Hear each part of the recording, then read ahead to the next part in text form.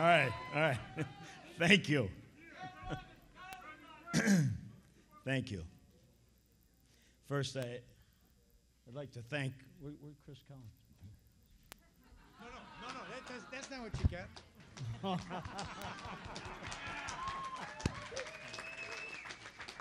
Thank you, Chris Collins. Thank you, Greg Edwards. My God, how did I luck out with this guy? Great guy. Thank you. And this 29-year-old, the best chairman in the state of New York.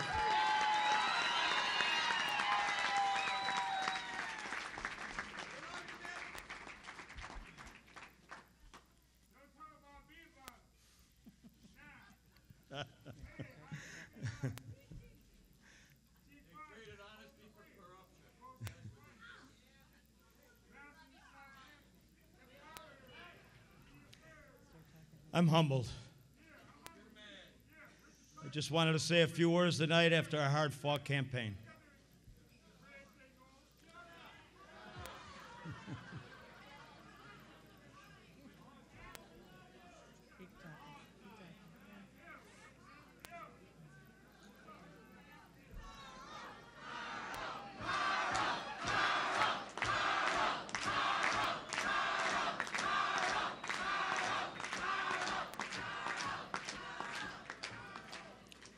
I want to thank my family and friends for standing tough with us during this campaign, my wife and daughters for their hard work on the campaign trail, and my best friend, Billy, my son, for taking over the company on such short notice.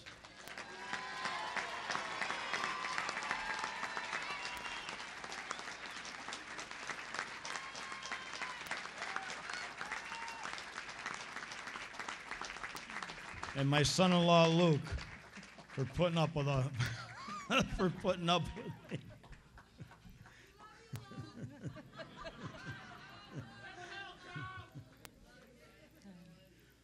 With this campaign, we've galvanized New York State voters with a policy message that reflects the desires of all New Yorkers. Lower taxes, less government spending, more accountability and transparency of state government, and the end of insider political dealings in Albany.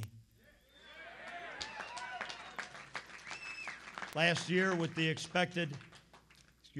unexpected and remarkable ascent of the Tea Party, we saw the passion of regular people spill into the streets.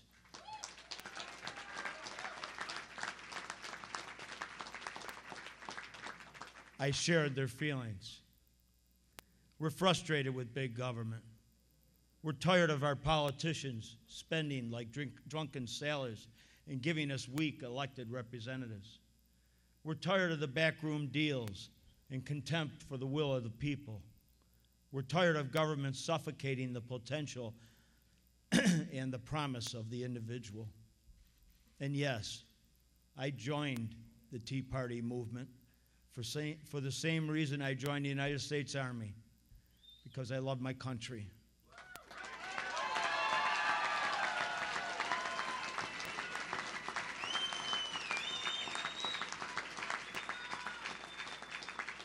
And I'm passionate about New York State and saving it.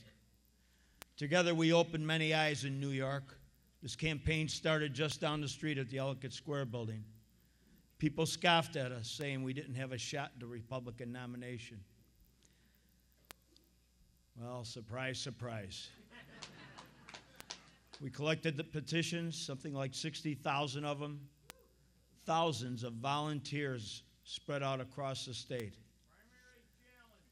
And while the Tea Party brought us here, the Republican and the Conservative Party also embraced our campaign and stood very strong by us in a brutal battle against the status quo.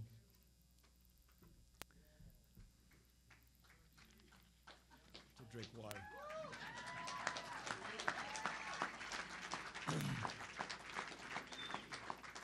When I say brutal, I mean brutal. We've had some casualties. Just a quick aside here. Let me tell you a lesson I learned on this campaign. You don't want the media noticing you.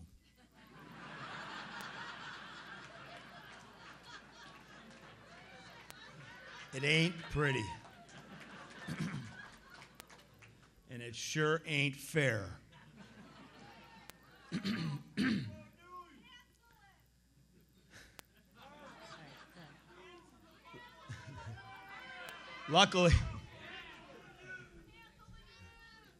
Luckily, the New York Times was able to confirm Duke's dog license at City Hall.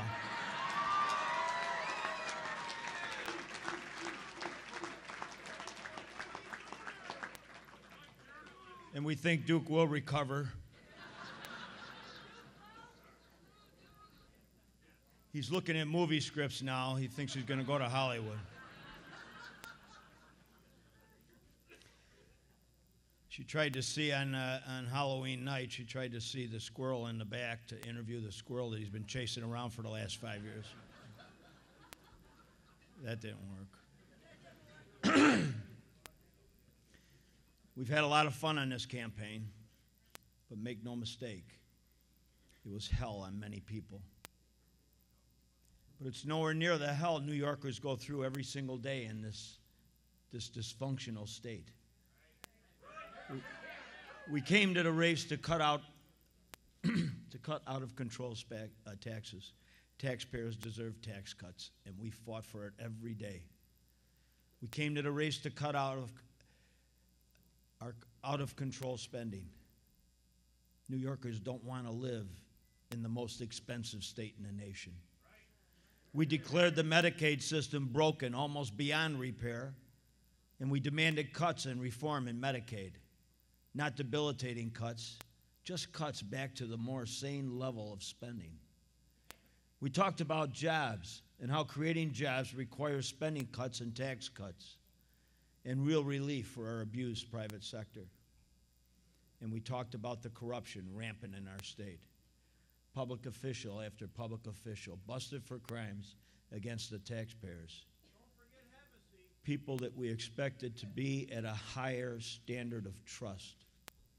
And you hit on one, Mr. Hevesy.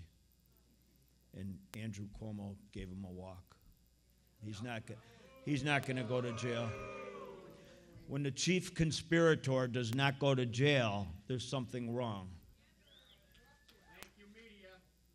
They tried to call us angry, but I told them, no, we're not angry. We're frustrated taxpayers. We're passionate about taking back this state for the people. The people of New York want a government that they can trust, a government that keeps its promises, a government that will keep their best interests as their first priority. We haven't had that kind of government here in a long time. That's why we needed you,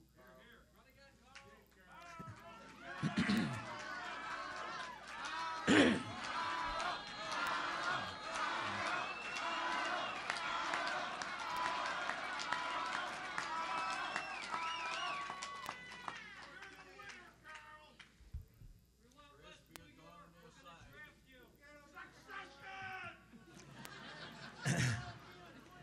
And record-breaking turnout in the state's most frustrated regions sent a message to Albany today. We're mad as hell, and we're not going to take it anymore.